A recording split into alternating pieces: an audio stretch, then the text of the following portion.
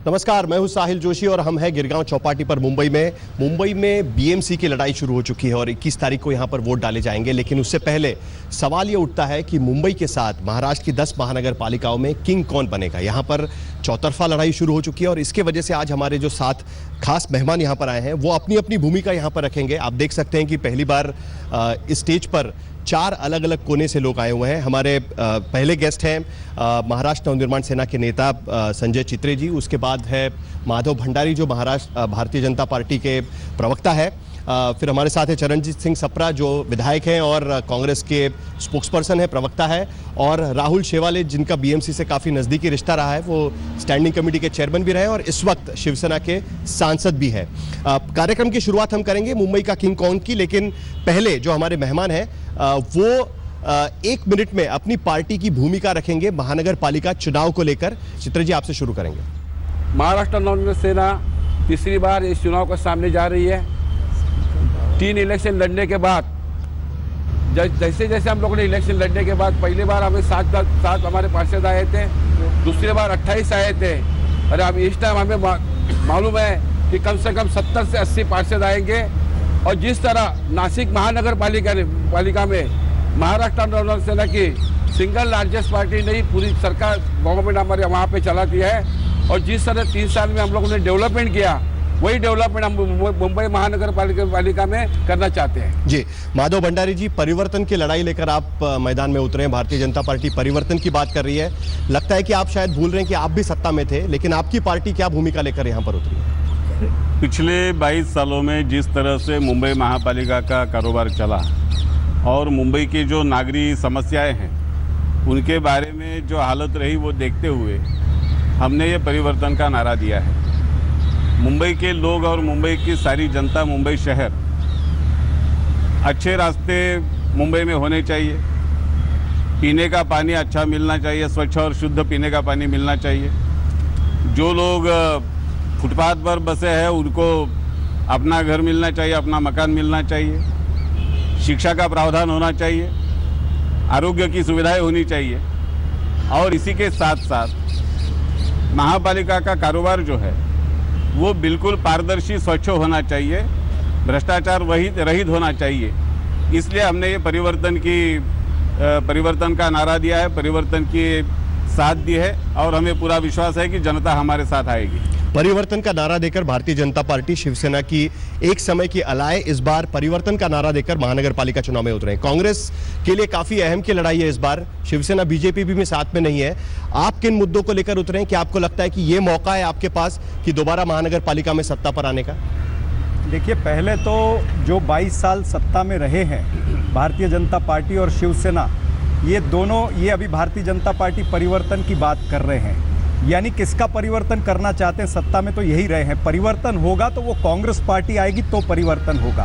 हम मुंबई की जनता को यही बताना चाहते हैं कि जो 22 वर्षों में आपके पानी की समस्या, आपके डंपिंग की समस्या, सड़कों की, खड्डों की समस्या या स्कूल की जो हालत है, जो वो नहीं ठीक कर पाए 22 साल से, तो वो अब परिवर्तन कहाँ से चाह रहे हैं? और दूसरी बात, जो ये ट्रांसपेरेंसी या पारदर्शिता की बात करते हैं, वो मात्र एक पॉलिटिकल गिमिक है, एक जुमला है।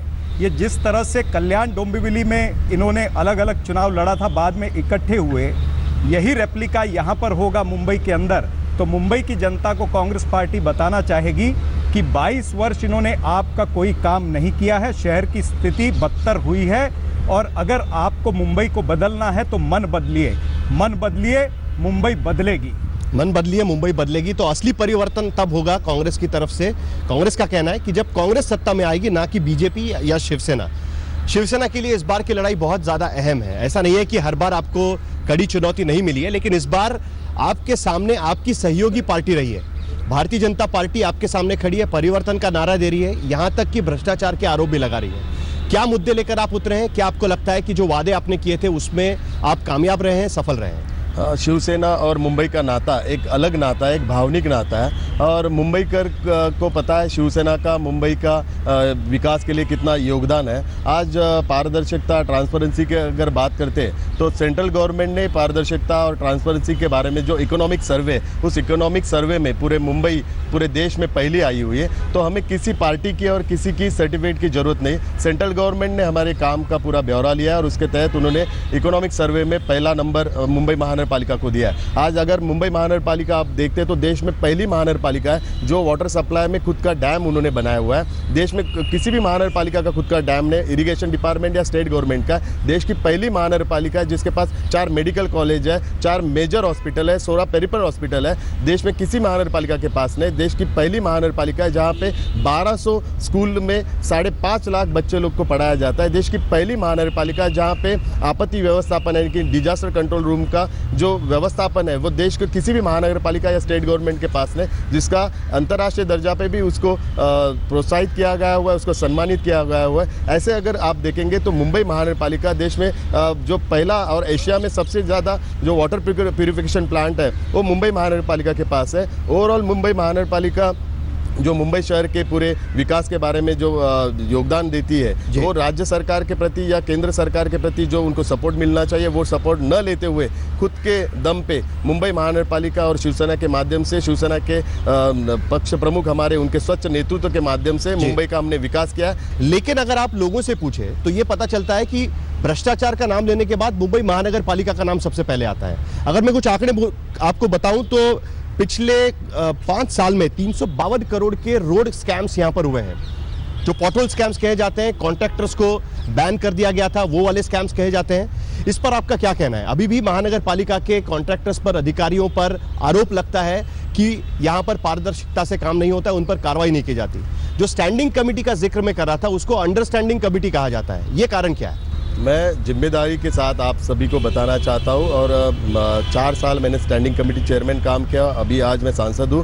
लेकिन मुंबई महानगरपालिका में एक भी स्कैम नहीं हुआ है, उसके उदाहरण मेरे पास है। जो हमारे मित्र पक्ष या विरोधी पक्ष जो आरोप करते हैं महानगरपालिका में नाले सफाई का स्कैम हुआ, रोड का आपने जिक्र किया, रोड के जो 34 जो काम थे उनकी इंक्वायरी हुई। उनकी इंक्वायरी में कॉन्ट्रैक्टर के माध्यम से और ऑफिसर के माध्यम, कॉन्ट्रैक्टर ने काम बराबर नहीं किया, ऑफिसर ने जो लैक ऑफ उसका सुपरविजन था वो था, तो दोनों के ऊपर कार्रवाई हुई। मुख्यमंत्री ने कल एक चुनावी रैली में यह कहा कि जो मध्य वैतरणा प्रोजेक्ट की आप बात करते हैं उसमें 900 करोड़ रुपया ज्यादा लगा।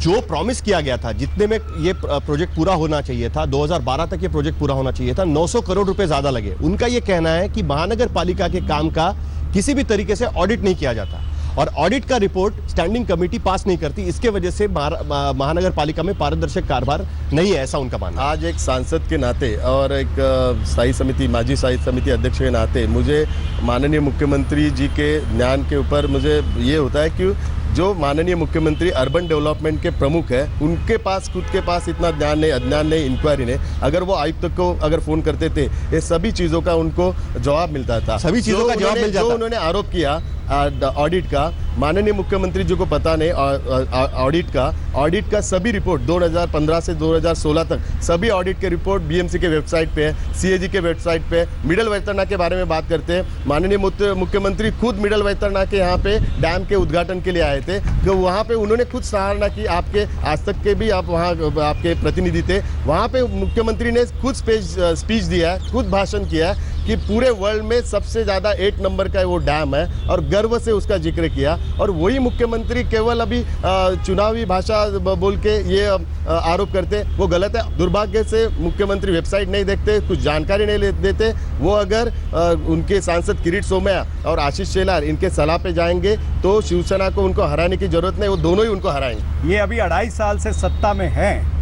अगर इनको पता है कि इतने सारे घोटाले हुए हैं, रोड का घोटाला हुआ, नाला साफ सफाई, डंपिंग ग्राउंड, आप सब घोटाले गिना रहे हो, तो आपने अभी तक एक्शन क्यों नहीं लिया? सरकार आपकी, आपका होम चीफ मिनिस्टर आपके होम मिनिस्टर हैं, केंद्र में सरकार आपकी है, आपकी सारी एजेंसियां हैं, आप इनके ऊपर एक्शन लीजिए ना। ये जो नूरा कुश्ती है ना भारतीय जनता पार्टी की और शिवसेना की, ये बंद होनी चाहिए। ये जनता देख रही है कि आप किस तरह से उनको आसानी से बेवकूफ़ बना रहे हो।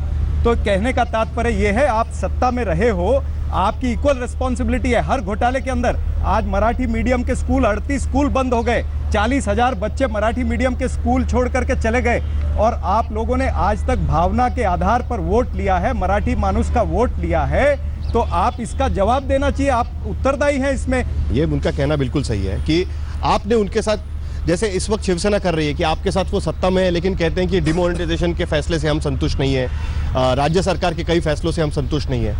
बीएमसी के काउंटिंग के बाद बात करें। नहीं कि बीएमसी की काउंटिंग के बाद शिवसेना और बीजेपी मिलकर चुनाव सरकार चलाएंगे या अलग हो जाएंगे? अरे भैया, एक बार काउंटिंग हो जाने दो, बाद में उद्धव जी से बात करेंगे। अभी बात नहीं हो रही। अभी क्या हम आमने सामने चुनाव लड़ रहे हैं, क्या बात करना है? मैंने आगे तो युति नहीं करने का फैसला किया है चुनाव के लिए। नहीं, एक मिनट, एक साफ कर देते हैं। इसका मतलब ये है कि महानगर पालिका चुनाव हो, विधानसभा चुनाव हो या 2019 के लोकसभा चुनाव हो, आप बीजेपी के साथ गठबंधन नहीं करेंगे, ये आप साफ करें। बिल्कुल। 2.5 साल से आपकी केंद्र राज्य में सरकार है, लेकिन उसके बावजूद भी आप कार्रवाई नहीं कर रहे हैं। चुनाव के पहले आप बोल रहे हैं कि पारदर्शिता होनी चाहिए। इसका निर्णय कौन करेगा आखिरकार? चुनाव के पहले या पिछले 2.5 साल में अगर हमने इसमें से कई मुद्दों पर कार्रवाई करने का कदम उठाया होता था तो ये चिल्लाना शुरू हो जाता था कि ये महापालिका पर अतिक्रमण हो रहा है, महापालिका के अधिकारों पर हम राजनीति। लेकिन भ्रष्टाचार अगर हो रहा है तो आपको रोकना चाहिए। आपका मुद्दा डिफीट हो गया, आपका ट्रांसपेरेंसी का डिफीट हो गया। अगर आपकी सोच ऐसी है, मतलब अगर चारों तरफ से इसी तरह से नहीं, आपका मुद्दा डिफीट हो गया। अगर ये सच्चाई से सप्रा जी, चित्र जी, सप्रा जी, सारी पार्टियां अलग अलग चुनाव लड़ रही है, बीजेपी के खिलाफ गठबंधन नहीं है, जरा उनको भी बोलने दीजिए, सबको बोलने का मौका मिले। जी जी। और फिर आप जनता को बेवकूफ बनाएंगे पारदर्शिता के नाम पर। ये तो भारतीय जनता पार्टी का पोल खुल गया, ये पोल खोल हो गया सामने सामने। भाजपा के खिलाफ तीनों पार्टियां एकजुट है। बिल्कुल भारतीय जनता पार्टी के खिलाफ इसलिए है क्योंकि आपकी नीति अच्छी नहीं है, आपकी नीति डुप्लीकेट है। अच्छा, एक बात साफ कर लेते हैं। ये बात जो उन्होंने उठाई कि भारतीय जनता पार्टी के खिलाफ सारी पार्टियां एक साथ हुई है, ऐसा लग रहा है। नहीं, बिल्कुल नहीं। महाराष्ट्र ये मुझे कांग्रेस और शिवसेना को पूछना है। ये पूछना इसलिए जरूरी है कि आजकल ये दिखता है कि भारतीय जनता पार्टी कांग्रेस पर टीका करती है तो शिवसेना की तरफ से भी उसका जवाब दिया जाता है। ये नया क्या शुरू हुआ है? हमने देखा कि यहाँ पर रायगढ़ में एक जगह पे एक पोस्टर बीच में निकला था जिसमें शिवसेना और कांग्रेस एक साथ प्रचार कर रही है, ऐसा दिखाई दे रहा है। ये नया क्या गठबंधन है? क्या भारतीय जनता पार्टी आपकी असली शत्रु हो गई आज की तारीख में? देखिए, ऐसा है कि कांग्रेस पार्टी ने हमेशा अच्छे काम किए जब केंद्र में रही या राज्य में रही है। अब शिवसेना को उसका एहसास अभी 2.5 साल के बाद में हुआ है। हम इनके धन्यवाद है कि इनको एहसास तो हुआ। एहसास भारतीय जनता पार्टी को भी और महाराष्ट्र की जनता को भी है, लेकिन वो बोलेंगे उचित समय पर। और जो आप दूसरी बात कर रहे हो, अलीबाग की आप बात कर रहे हो, मैं जानता हूं, उसमें वो लोकल लेवल पर 2-3 कैंडिडेट ने वो निर्णय लिया है। हमारे जो प्रदेश के अध्यक्ष अशोक राव चौहान, उन्होंने निर्णय लिया है कि उनके ऊपर कार्रवाई होगी। हम एमएनएस का स्टैंड, मनसे का स्टैंड क्लियर करता हूँ। शिवसेना, भारतीय जनता पार्टी दोनों पूरा महाराष्ट्र को गुमराह कर रही है। 22 साल तक इनको भ्रष्टाचार दिखाई नहीं दिया। जैसा सत्ता में आ गया वैसा इनको लगा अभी अपने को सारा पैसा अपने को अकेले को खाना है, इसलिए वो ऐसा झगड़ा इनका चालू है। अगर इलेक्शन के बाद जो कल्याण डोंबिवली में हुआ वही मुंबई महानगर पालिका में होने वाला है। ठीक है। क्या आज की तारीख में यहाँ पर आप ये वादा कर सकते हैं कि जो आप बाहर झगड़ा कर रहे हैं, कल चुनाव के बाद दोनों पार्टियां एक साथ आके यहाँ पर महापौर या स्टैंडिंग कमेटी चेयरमैन या कोई कमेटी का चेयरमैन के लिए एक साथ नहीं आएंगी और जो मुद्दे पर आप चुनाव लड़ रहे हैं उसी मुद्दे पर कायम रहेंगी? क्या ये आप वादा करते हैं शिवसेना की तरफ से? शिवसेना को क्लियर मेजोरिटी मिलने वाली है, तो ये नौबत शिवसेना को आएगी नहीं, और शिवसेना को पूरा विश्वास है कि क्लियर मेजोरिटी मिलने वाली है। आएगा ही नहीं। राजनीति में इफ्स एंड बट्स में भी काम होता है। तो अगर मैं पूछूं, अगर शायद ऐसा हुआ तो क्या आप बीजेपी से मदद मांगेंगे कि नहीं मांगेंगे? वो दिन आएगा ही नहीं। ठीक है, आपके इसका उत्तर मैं दूंगा। जी सप्रा जी, एक मिनट। अब भारतीय जनता पार्टी से जवाब चाहेंगे। आपने एक वादा किया है कि परिवर्तन लाएंगे, अगर परिवर्तन नहीं ला पाए तो साफ सुथरी महानगर पालिका लाएंगे। तो अगर विपक्ष में बैठ के क्या आप शिवसेना के खिलाफ साफ सुथरी महानगर पालिका लाने के लिए कोशिश करेंगे? जो आरोप भ्रष्टाचार के आपने किए हैं, क्या सरकार की तरफ से इसकी जांच की जाएगी? चुनाव के बाद भी ये होगा कि नहीं होगा? परिवर्तन हो रहा है, परिवर्तन होगा, पूरा होगा, इसलिए बाकी सारे सवालों के जवाब बाद में मिलेंगे। ठीक है, हम एक छोटा सा ब्रेक लेंगे। ब्रेक के बाद हम दोबारा आएंगे और दोबारा जब आएंगे तब अब बात करेंगे कि लोगों की समस्याएं क्या हैं, क्योंकि लोग हर साल ये देखते हैं कि महानगर पालिका के चुनाव आते हैं जाते हैं, लेकिन गड्ढे उसी तरीके से मिलते हैं, सड़कें उसी तरीके से मिलती है, बाकी पानी की समस्या उसी तरीके से रहती है। क्या उसमें कुछ बदलाव हो? साथ मयूरेश है, मयूरेश हमारे साथ बीएमसी कवर करते हैं आज तक के लिए। मयूरेश, अभी आपने सुना कि शेवाली साहब कह रहे थे कि मुंबई महानगर पालिका में कोई भ्रष्टाचार ही नहीं है। माधव भंडारी जी कह रहे हैं कि बहुत सारा भ्रष्टाचार है और हम उसको उजागर करेंगे। कांग्रेस तो कह रही है कि भ्रष्टाचार है। आप बता सकते हैं कि कितने भ्रष्टाचार के मामले हुए हैं और हर साल जो मुंबई में हमको गड्ढे देखने मिलते हैं उसके पीछे का कारण क्या है? सर, गड्ढे दिखने जो हम देखते हैं उसके सबसे बड़ा रीज़न है कि रोड क्वालिटी जो है वो प्रॉपरली मेंटेन नहीं हुई है। जो नए रास्ते बनते हैं वो एज पर क्वालिटी नहीं बनते। हमने एक स्टोरी कवर की थी जहाँ पे बीएमसी के एक अधिकारी ने कहा था कि जो हमें मटेरियल मिलता है जो हाजी अली के उनके डिपो से, वो सब स्टैंडर्ड मिलता है और जिसके ऊपर पानी गिरने के बाद या बारिश गिरने के बाद बार बार गड्ढे होते। बीएमसी चीफ ने, हमने देखा गणपति के पहले 3 से 4 डेडलाइन दी थी कि गड्ढे जो है वो भरिए, लेकिन गड्ढे भरने के बाद दूसरे दिन वापस गड्ढे वहां पे आते थे। आप ये कह सकते हैं कि मुंबई महानगर पालिका भ्रष्टाचार विरहित है पूरी तरीके से? कोई भ्रष्टाचार मुंबई महानगर पालिका में नहीं होता है? मटेरियल को अगर हम देखें रास्तों का तो ऐसा ही लगता है कि मुंबई महानगर पालिका में भ्रष्टाचार बहुत बड़े पैमाने पे है। बहुत बड़े पैमाने पर है। देखिए, मैं कुछ लोगों से भी सवाल लेना चाहूंगा। हमारे साथ यहाँ पर एक प्रजा फाउंडेशन के लोग बैठे हैं जो हर साल मुंबई महानगर पालिका में अलग अलग कॉर्पोरेटर से उनका वोटिंग लेते हैं और उनको बेसिकली आप नंबरिंग देते हो कि कैसे आपने काम किया हुआ है।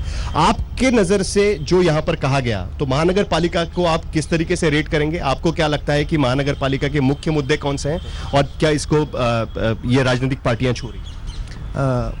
बेसिकली देखा जाए तो यहाँ पे कोई भी जो मुख्य मुद्दे हैं उनको छू भी नहीं रहा है। यहाँ पे मुंबई में देखा जाए हर साल 7 से 8 हज़ार टीबी से पेशेंट मर रहे हैं। एजुकेशन में तो पूरी वाट लगा दी है। जो 10 साल पहले 7 लाख बच्चे पढ़ रहे थे, अभी 3.25 लाख बच्चे आ रहे हैं। एजुकेशन में यहाँ पे बच्चों को सिर्फ सपोर्टिव मतलब सप्लीमेंट्री चीज़ें दी जा रही है, कुछ गिफ्ट दिए जा रहे हैं, वस्तु दी जा रही है, लेकिन एजुकेशन नहीं मिलता। महानगर पालिका का मुख्य जो अगर काम है तो हेल्थ का काम है, शिक्षा का काम है। उसमें से शिक्षा के काम पर अगर हम आपको पूछे तो ये संख्या घट रही है बार बार।